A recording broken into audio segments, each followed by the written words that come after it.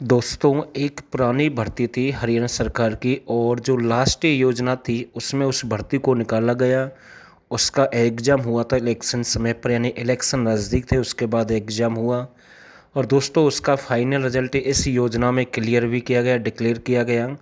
और 4800 के समथिंग जो कैंडिडेट थे उनका यानी कि सिलेक्शन हुआ। और दोस्तों उस भर्ती पर केस था, काफ़ी दिन से सुनवाई चली और मैं कह सकता हूँ कि लगभग 1.5-2 साल की सुनवाई के बाद बहुत बड़ी खबर निकलकर सामने आई है। अब उस भर्ती का जो रिजल्ट है वो फिर से बनेगा। भर्ती है आपकी क्लर्क की।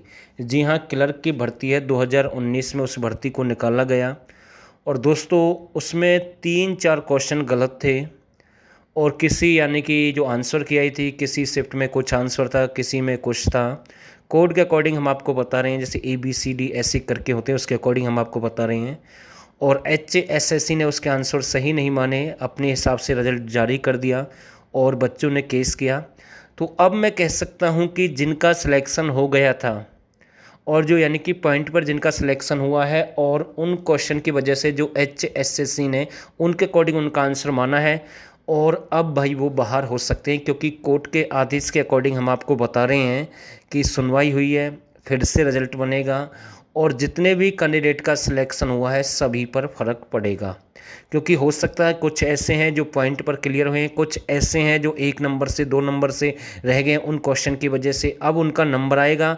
और जो 1-2 क्वेश्चन से यानी कि जिनका सिलेक्शन हो गया था गलत क्वेश्चन की वजह से, अब वो बाहर होंगे। तो यहाँ से हम कह सकते हैं कि बहुत ही बड़ा उलटफेर होगा।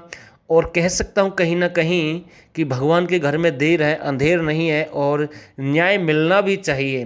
तो ये जानकारी हमें मिली है वो हमने आपके साथ शेयर कर दी है और कहीं ना कहीं अच्छी खबर है। और आप सभी ने इस वीडियो को यहाँ तक देखा, आप सभी का बहुत बहुत धन्यवाद।